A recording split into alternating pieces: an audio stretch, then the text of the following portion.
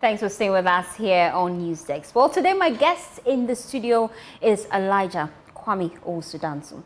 He's known to many as KOD. He is the vice presidential candidate for Movement for Change. Now, at just 40, he brings a rich and varied background to the political scene. A lawyer by profession, once upon a time a rapper, a morning show host. He's nodding his head as we speak. And he's here to share with us his vision as he partners with Alan Tremontin to offer what he calls a new direction to the country. And we'll be delving into his plans to address Ghana's leadership challenges, his ideas on youth inclusiveness, and how he envisions a Ghana that speaks for itself on the African stage. That's my guest in the studio, KOD. You're welcome. Thank you very kindly for having me. A lawyer, yeah. Once upon a time a morning show host, yeah. Once upon a time an activist. I know you used to work with CDD. Yeah, no, not CDD. I did some work with them. What I had was Forum for Accountability, okay, which I birthed in 2018.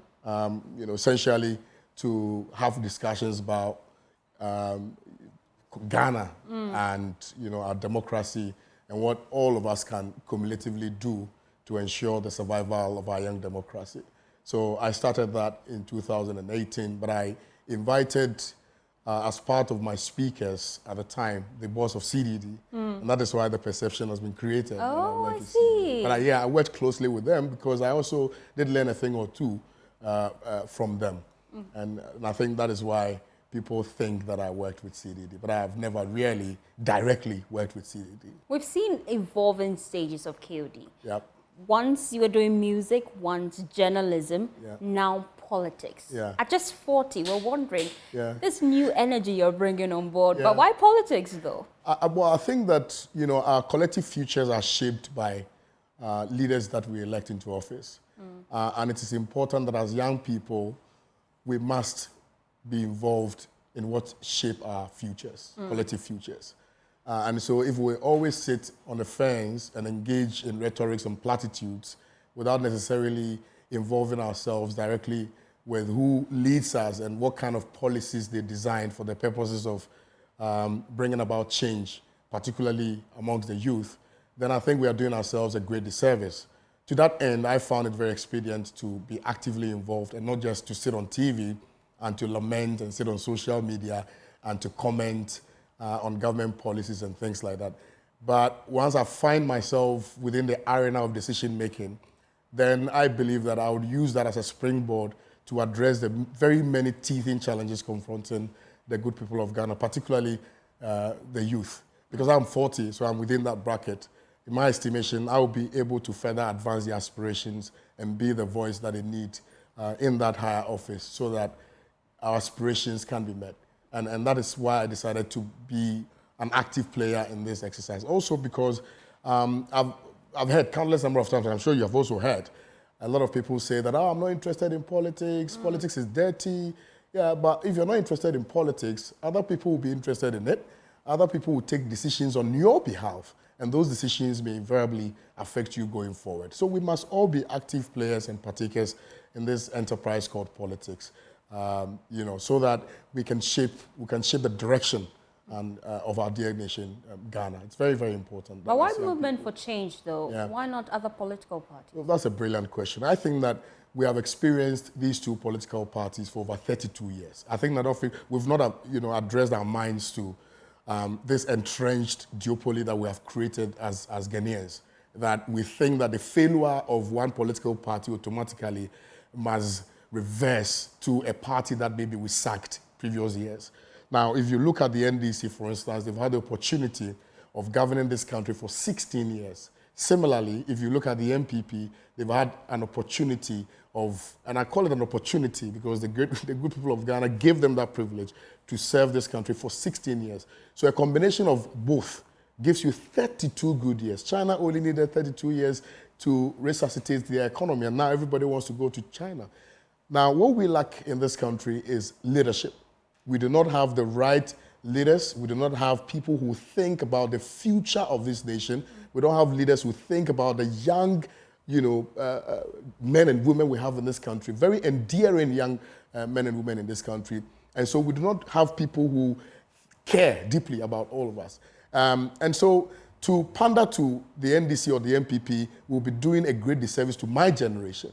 And so if we have a movement that has identified all these challenges that we have relative to our political experiment and have come out to form a movement where it does not matter which political party you belong to, insofar as you're a Ghanaian and you have what it takes to contribute to the significant growth of this country, you will be invited, to help do that. Then why not?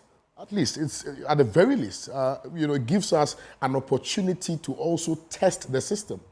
The reason why it appears to me that people always gravitate towards either the NDC or the MPP is because we have not had the benefit of a real political movement that will present real alternatives to the duopoly that we have. And in my estimation, it is precisely why people always go back to the NDC and the MPP. Also, you've noticed that, when we are even having conversations, especially journalists, some way, somehow, we've bought into this systemic, I call it systemic imbalances, where, even on our political platforms, it's either the NDC or the MPP.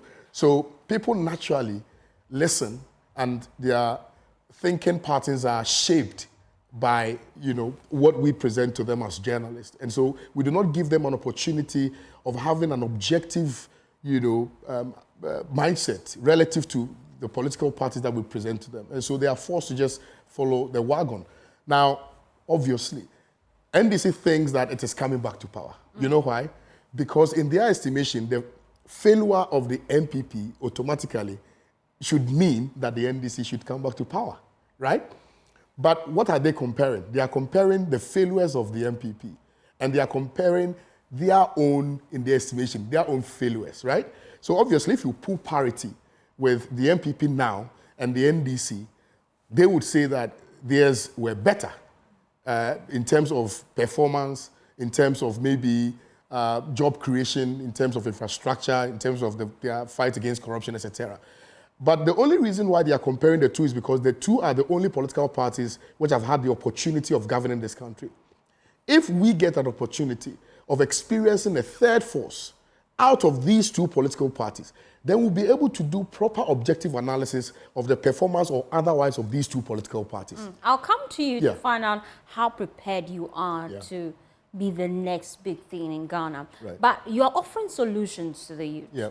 You say that the youths, they're facing lots of challenges. Absolutely. But to offer solutions, you must be abreast with the challenges. So based on your research, what are the top 5 things the youths are concerned about? And what specific policy is Movement for Change proposing to deal with these challenges? So the first thing that confronts all of us, the youth, is job.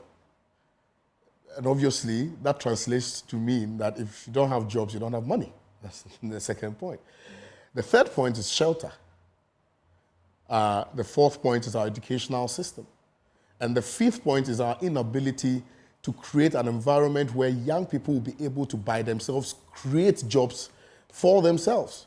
So these are the 5 critical points that confronts the young people of this country. And that is why right now everybody is trying to survive by doing all sorts of things just so they can earn an income to be able to take care of themselves and their immediate family members. So the first point, job creation. It is undoubted. There's no iota of doubt in my mind that if we had the right leadership, jobs would have been created. Osagyefo Dr. Kwame Nkrumah had only 7 years. What did he do within those periods? He created jobs. He had a Bosso glass factory, he had a tomato factory, he had a shoe factory. He had all these factories working to ensure that the young people at the time were given the opportunity to work. And once you work, you get money for yourself. Now, what we are going to do is to challenge the status quo, is to say that, yes, we are at a point where our finances are not looking good, but we can look within to create opportunities for young people to be able to either establish businesses by themselves or for government to partner some foreign direct investors to create jobs for young people in this country. And I'm talking about, for instance, the immediate solution that we want to bring in addressing this, in my estimation, devastating issue of job creation is to create what we call the Traders Bank. Because for many of the young people who are in the informal sector, for instance, all they want is to buy and sell. They want to be able to trade, right?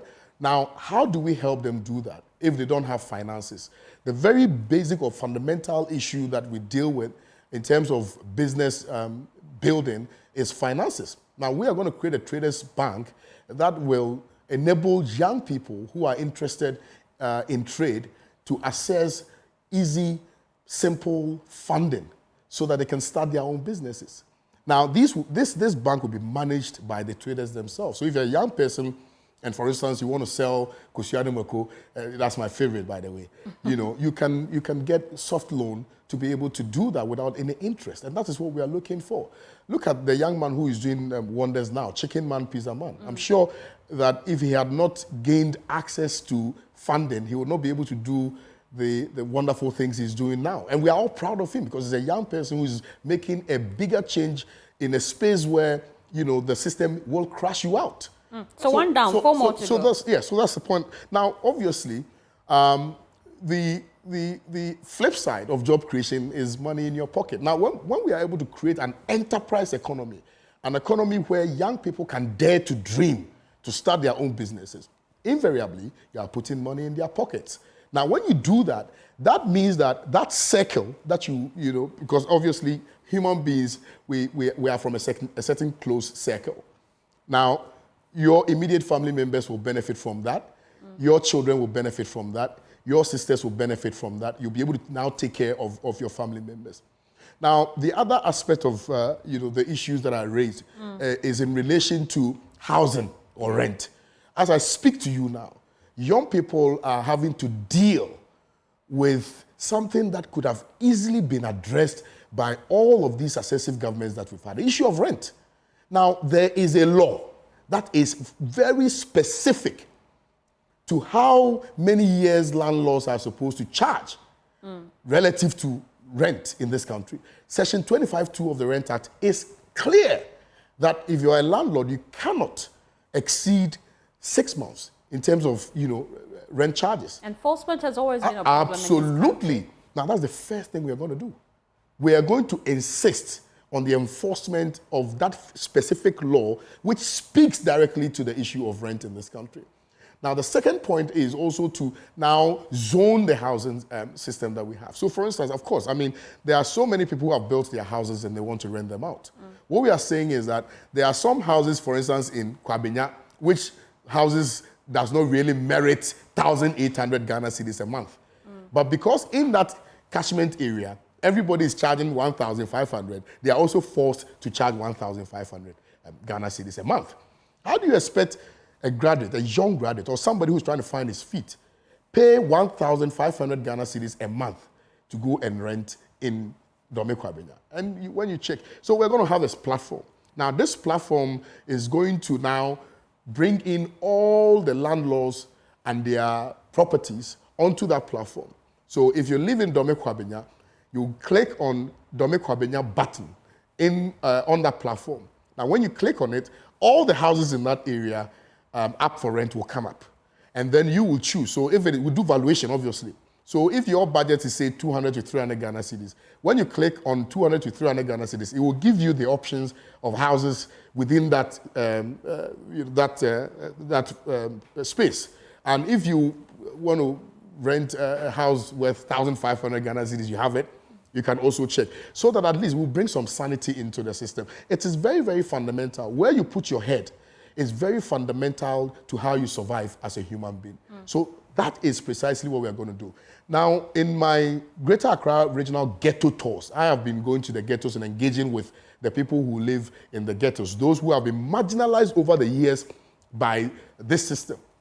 And one of the major challenges that they are facing is housing. Now, they live in kiosk, and affordable housing, which has been built with our money, is rotten. What will you do? So, look, to begin with, if we get foreign investors, because obviously once you create a system where there's trust, investors will come in. Now, you partner with investors, you either, of course, I mean, we're going to now upgrade the one that we have here and make sure that we give it to Ghanaians, even if they are not going to and buy that's what it. government plans to do. Yeah, but how long housing project. How long ago? How long ago? Put it out for private investors to come and take over the because of how they want to do it. Not so we want to have a proper partnership. So there's an agreement that says either build, own, operate, transfer, or you build. People get the opportunity to buy and pay within a time frame, a specific time frame determined by government in consultation with the stakeholders. So we are not going to sit in Jubilee House and take decisions for the people. We are going to have a direct conversation with the direct beneficiaries of the policies that we are doing so that the people themselves will tell us how they want it done. Now, if you're an investor and we tell you that, okay, your salary is, let's say, 1,000 Ghana cedis, you will be able to pay maybe 800 Ghana cedis a month for this property. You're going to be able to pay it within a period of, let's say, 10 years. And that is agreed by all the parties. Then we'll be able to do that. Social interventions must not be directly, must not be a direct benefit for government. It must be for the people. If you are doing an intervention, it is for the people that is why you are doing those interventions. You are not doing those interventions for the purposes of scoring political points. So we are going to have direct stakeholder engagements with the people, and we are going to address their needs. Simplicity. Without, I have a lot of questions coming in from social media. Go ahead. I would like you to box in the last 3 points because we've dealt with job and housing. Remind box me it of very the last briefly. three. Not two, actually. You've done jobs, you've done housing. And I've done money. Money as well. Okay. So two more. Two more. So the last two. You have which other one? I was talking about creating an environment where young people can aspire to be entrepreneurs. Okay. Now, what we intend to do, so for instance, what we have decided to do is to segregate the system. Okay. Now, we have the formal sector and we have the informal sector. Now, the formal sector is going to take care of, our graduates from the senior high schools, our graduates from the tertiary institutions, and all other allied institutions, right? Now, what we're going to do is that we're going to incentivize the banks so that the taxes that they are supposed to pay to the state, for instance, will be reduced. Now, when those taxes are reduced, we will have an arrangement with them where their profit margin, 10% of it, will be allocated to young entrepreneurs to give them soft loans and to pay interest at a very lower rate so that they will be able to start their businesses and thrive. Once they start their businesses, they would be able to... same as the Traders Bank? The Traders Bank is for the traders themselves, separate. Okay. That's why I'm saying that we have segregated it. So the informal sector, and the formal sector. Of course, there are some traders who fall within the category of the formal sector. Okay. But because of the way we have structured our country, it is very difficult for persons who have not had the opportunity of going to school to survive. And that is why we want to segregate it so that the banks, in partnership with the banks, will be able to take care of the formal sector, particularly the young people who have been to school, who have ideas, who have been able to hatch those ideas, to help them execute and sustain those ideas so they can create jobs for themselves and for the younger generation. Now, that's the reason why I'm saying this is because, and that is why I try to compare with the chicken man, pizza man, gentleman. Now, look at the number of young people he's employed. Okay? So once we create that enabling environment for young people to now dare to take that bold step in creating jobs, then invariably would have created a lot more jobs for the youth of this country. And that is precisely what we're going to do, to facilitate that for them so that it will be easier for all of us. Now, before we go into the next point, I just wanted to chip this in because a lot of questions I'm seeing on social media borders around your plan for the creative arts industry. Yeah. Because of your active role in that industry as a rapper. Yes. I was a musician, right? Yes. I still remember some few lines from I'll drop it very soon. But let's talk about your plan for the creative arts industry. The creative arts industry, if managed well, will be able to really contribute to the GDP of this country. And the example that comes close to my mind is the example of Nigeria. That I remember, I think 2018, 2019, thereabout. If you look at the GDP of Nigeria, I think they surpassed that of South Africa by reason of the enormous contribution by the creative arts space. Now, I think the Great Transformational Plan, in the light of this, has identified, first of all, the challenges that we have in the creative arts space and then the solutions thereof. Now, if you look at the challenges, and I think is known to all of us, funding is a huge problem. Infrastructure is another problem. Our inability to now collaborate and create a platform where we'll be recognized globally is also another problem. Now, the first challenge that I'm talking about is funding. Now, how do we, what will be our prescription for it? The solution to the issue of funding is that we're going to create what we call the Creative Arts Fund.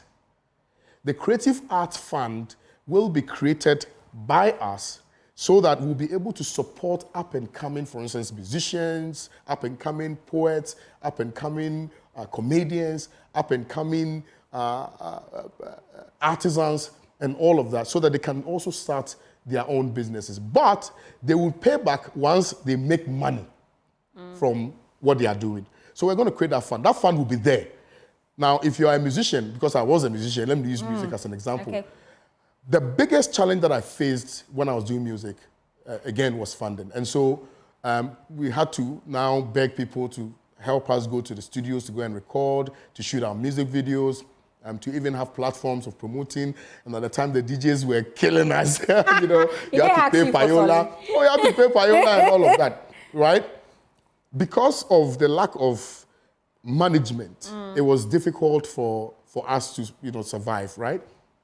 Now, imagine that for a young musician who is very talented, given the opportunity by being resourced by government to now record their music, to now shoot their music videos, and also to now give them access to international platforms where they can sell their product. Once they make that money, they'll be able to pay back what was given to them by the fund, so that other people will be able to get the opportunity to also access the funding. Once we do that, believe you me, we'll be creating music moguls and entrepreneurs in this country. Individually, see what Shatawale is doing. Individually, see what Stonebwoy is doing. Individually, see what Sarkodie, Black Sheriff, Kim Promise, Famiye, Kwame Eugene, Kiddy, Efia, and all the rest are doing. Individually, by themselves. Imagine if they had governmental support. Imagine what they would do. So we must be intentional about it. Once we're intentional about it, that's it. Look at the film industry. It has collapsed. It has collapsed because we don't have any financial backing. Once we have financial backing, once there's a fund that can be assessed by our creatives, it will be easier for them to now create content so that we can enjoy, international community can enjoy, and everybody will make money in the final analysis. Also, it helps in the export of our culture, because right now it appears that the Gen Zs are not even able to now appreciate our culture very well, because it's been dwarfed by globalization. You know, but yes, there's globalization, but through the creative arts space, we'll be able to what? We'll be able to now still bring our culture to a point where, you know, international community will recognize it. Even those of us here in this country will be able to recognize it. So we can also make money from it. The introduction of this December event by this government is good, you know, but after the fun, what next? You have to give people a reason to come back and stay. And that is what we are going to do. Those are the loopholes that we've identified, and we proffer solutions for them. So beyond the return sort of event for them. Yeah, absolutely. So locally and internationally. Let's dive into the legal background now, because I know you're a lawyer. Yes. You've been following the issues happening in Parliament, haven't you? Yeah. The Supreme Court has ruled that the Speaker of Parliament declaration of the 4 seats vacant is unconstitutional. Yeah. Now, people are wondering, should the Speaker fail to actually heed to this directive? He could be facing some, you know, jail time. Yeah. Looking at the back and forth in Parliament, yeah, and having this background you do in law, what should be the way forward? This is a very tricky question. And I'll be very candid with you. Okay. We have something we say the law is the law. Okay. We say that, always we say that the law is the law. I don't have the benefit of the Constitution. If you do, read Article 97. I think that has been the bone of contention, correct? Now yes, the Supreme Court has made a final determination, so we can discuss it. Which is? Read Article 97. Article 97, 1, G and H is the actual part we're contending. Please. And I do not have the Constitution here, but I'm sure my producer will make it available. Yeah. Yes. That way we can get clarity on it. And the Supreme Court really in its ruling says the Speaker's declaration of the 4 seats vacant is unconstitutional. Yeah, but unconstitutional, the unconstitutionality or otherwise of it, yes, may have to be determined by the Supreme Court, yes, but it can be determined if there is an issue of interpretation. And for me, from where I sit, which is what Kwame Markin went to court seeking but you see, if the law is clear, precise, there is no incongruity, there's no ambiguity in the law. In my estimation, it does not call for any interpretation. And this is interpretation 101. You only go for interpretation if the law is imprecise, if it is unclear, if it is ambiguous. In my very humble opinion, I do not find that provision in the Constitution ambiguous. But because it is clear. No, but that's the whole point. The members of Parliament were going to vacate their seats. But you see, in futuristic terms. Hold on. Hold on. Now, right now, are they are they doing business with MPP as we speak today? Who is doing business with them? Are the people who have declared that they're going to contest as independent? Okay. Are they doing business with the MPP now? Well, they say in this parliament they are. Yeah, but they are not doing. I think that, what's her name? Cynthia Morrison is on record to have said that she's not doing business with the MPP. That's a fact. Now, the precedent, it is very important in our legal framework. Precedent. Now, if you look at Parliament as an independent institution, they have their own standing orders. And I'll read something to you right now, because I was doing a little bit of research on it, and I was still debating with my mind as to why the Supreme Court, first of all, even entertained that. You are also of the opinion that the Supreme Court lacked jurisdiction? In my estimation, I think they lack jurisdiction. Now, if you but when it comes to matters of interpretation, isn't the Supreme Court the right place to go? But what is there to be interpreted? What is there to be interpreted? Why do you that is why I wanted you to read that Why do you think the Supreme Court lacks jurisdiction? I'm not saying they lack, in terms of interpreting the Constitution, they don't lack jurisdiction. Okay. That's a fact. But I'm saying that what is there to be interpreted? What is there to be interpreted? There are standing orders that guides the operations of Parliament. And those standing orders are what they have used over the period. Now, if you look at the previous Parliament, the same standing orders were used in relation to the MPP MP who decided to contest as an independent candidate. Read GNH. If he leaves the party of which he was a member at the time of his election to Parliament to join another party or seek to remain in Parliament as an independent member, or if he was elected a member of Parliament as an independent candidate and joins a political party. These are grounds on which a member of Parliament could vacate their seat. Exactly. So even literally, read it. What does it say? You want us to take it from its literal meaning? Because, the Supreme Court has ruled. I do not want to question what went into the minds of the judges in making this determination. I am on record to have said that I think that it beggars belief as to why even the Speaker of Parliament entertained that to begin with. In my estimation, you don't have even responded to it, because this is an independent state institution that is clothed with a constitutional authority to discharge their obligations to the good people of Ghana. Simpliciter. The judiciary is also clothed with an authority to do X, Y, Z. Now, look, the Constitution is supreme, and the Supreme Court gives interpretation to the Constitution. Hence, the legislature must obey the the judiciary. Isn't that the case? But they were obeying the Constitution. We will come back to this conversation. In the next Parliament, you will find that a similar thing will occasion and a different ruling will be given to this. What do you feel the posture of the Speaker of Parliament and the NDC MPs should I feel that, and that is why I think we should do away with the NDC and the MPP. It is precisely what our democracy is being threatened. Our democracy is being threatened. And we are sitting there unconcerned. We are so married to our political parties that we are blinded by the exigencies of now. Like the fact that, our democracy is being threatened.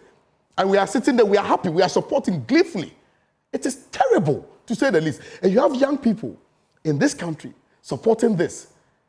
All these septuagenarians and octogenarians who are making these decisions on our behalf will die in the next 5-10 years. They are gone. It will be left with you and I in this country to come and deal with the ramifications of their decisions by reason of their partisanship. That is a problem. And we must begin to put on our thinking caps. As young people of this country, we have a responsibility. That responsibility is not to the parties that we belong to. We have a responsibility to the Republic of Ghana. And that is our call to action.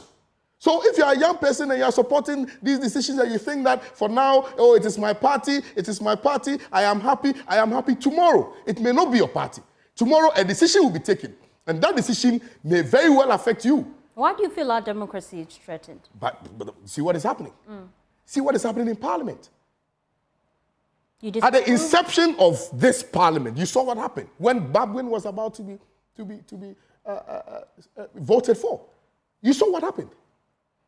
To have the military enter the precinct of Parliament is sacrilegious. And we sat down unconcerned. As usual, we played partisan politics with it, and everybody smiled. We were all happy. We went about our normal business. Why are we doing this to ourselves?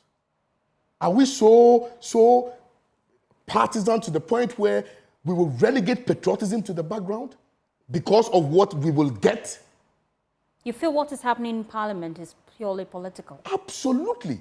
Because there are no independent-minded members of Parliament. All of them are married to their political ideologies. There is not a single one of them. Look, at the very least, they have this they create this veiled attempt of furthering and advancing our democracy.